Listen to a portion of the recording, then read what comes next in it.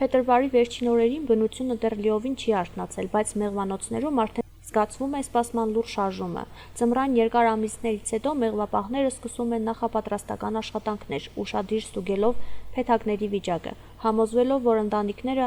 ապահով են եւ ունեն բավարար պաշարներ։ Այս շրջանը հատկապես պատասխանատու է։ Մեղուները դեռ գտնվում են ձմեռային հանգստի փուլում եւ յուրաքանչյուր անզգույշ քայլ կարող է խաթարել նրանց բնական ռիթմը։ Հենց հիմա է դրվում կառնան հաջող մեկնարկի հիմքը։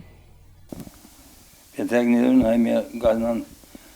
արդեն սկսվել է առաջի հետին պետք է ուշադրություն դարձնել ընտանիքը մայրը կա իրեն բաշարը գերի բաշարը հերիք կենի թե չի հենց առաջի այդ աշխատանքը այդ ընտանիքին համար պետք է ուշադրություն դարձնել գերի պահանջը բավարարել եւ մայրունի թե չի հետո արդեն տակացում ոз Ձմռան տակություն պետք չի մեղուին տակություն հայմի է պետք որ ինքը ձևադրման շրջանն է ծագերոջ պաղին այդ շատ կարևոր բան է մեղվի ընտանիքը զարգացնելու համար ես քիչ նշանակի որ այստեղ մեր կոոպերելու արդեն ցածն է ասենք տակ է տեղ մեր կոոպերելը երբ սեզոնը կսկսվի մեր կոոպ սեզոնը կսկսվի հունիսի կեսերից հետո հուլիսի սկզբներուն այդ ժամանակ մեր կողատին ծաղգեգը դաշտերը կծաղգեն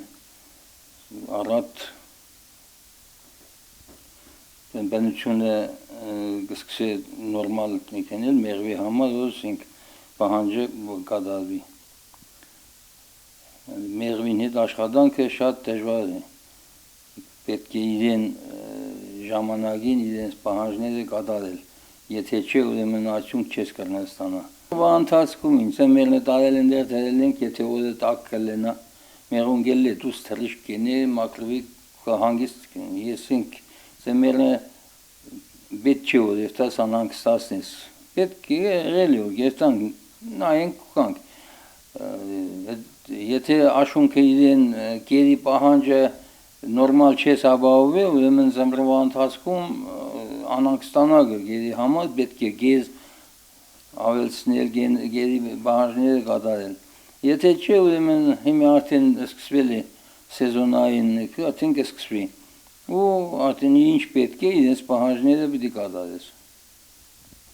Մեղվապահությունը միայն տնտեսություն չէ, այլ համբերության արվեստ։ Ամեն փեթակի ներսում տիրում է կարգ ու կանոն, որտեղ յուրաքանչյուր մեղու ունի իր դերը։ Մեղվապահը դառնում է այդ փոքր աշխարհի խնամակալը, հետևելով, որ ընտանիքը զարգանա, մայր մեղուն առողջ լինի, իսկ աշխատանքը ներդաշնակ։ Երբեմն եղանակային կտրուկ փոփոխությունները կարող են խանգարել գործընթացին, բայց փորձառու մեղվապահը գիտի բնության հետ պետք է աշխատել համբերությամբ, ոչ թե շտաբողականությամբ։ Մեղրը ծնվում է երկարատև ու անդադար աշխատանքի արդյունքում։ Εμբրվա իրանց կերը կապահովենք աշունքը իրանց մեղով։ Ինչքան ասենք քանի ռամքի ճանճ կա ընտանիքի մեջ ու այդ ընտանիքին ինչքան բաշար է պետք։ Այդ բաշարը լրացնենք, եթե իրենց մեջ նաուս այդքան բան չլի, ուրեմն ուրիշ ձևի պիտի լրացնես կողքից մեղով ռամկաները պիտի տենես, որ իրեն բահանջը ծմրվա ընթացքում ինքը այդ գերի պատճառով չմարի։ Ասենք մեր պետությունը ուշադրություն դարձնել քիչ մեղվապահության նկատմամբ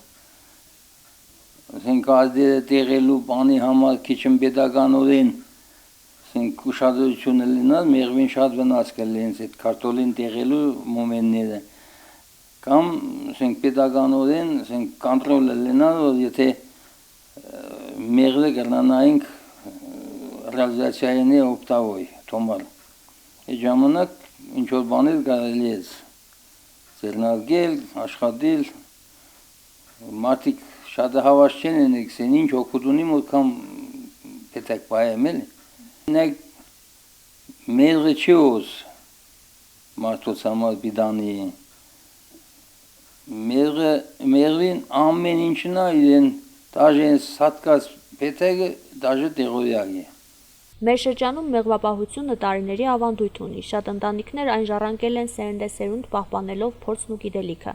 Փետրվարի այս լուռ օրերը նրանց համար պատրաստության ու հույսի շրջան են։ Ճիշտ խնամքն ու հաշվարկված քայլերը գարնանը վերածնված ամուր ու առողջ մեղվա ընտանիքներին։ Մեղվապահությունը սովորեցնում է գնահատել բնության ռիթմը, աշխատասիրությունն ու ժամանակի արժեքը։ Սա ապրելակերպ է, որտեղ հաջողությունը գալիս է նրանց, ովքեր սիրում են իրենց գործը և սպասել գիտեն։